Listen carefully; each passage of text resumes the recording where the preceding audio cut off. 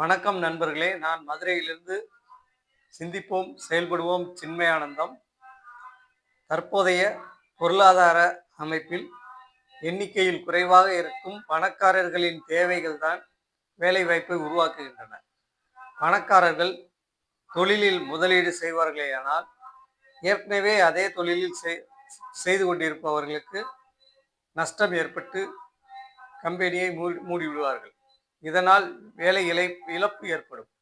அதேபோல் பணக்காரர்கள் ஆடம்பர செலவாக கார் வாங்குதல், சுற்றுலா செல்லுதல் போன்று செலவழிப்பார்கள். ஆனால் இவைகள் சுற்றுச்சூழல் சீரழிவை தரும்.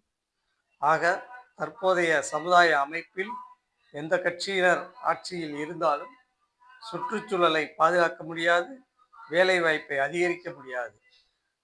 பணக்காரர்களின் தேவைக்கு உற்பத்தி எனும் சூழ்நிலையை மாற்றி மக்கள் அனைவர்களின் தேவைக்கு உற்பத்தி எனும் சமுதாய அமைப்பில் மட்டுமே மக்கள் அனைவரும் மகிழ்ச்சியாக வாழ முடியும்.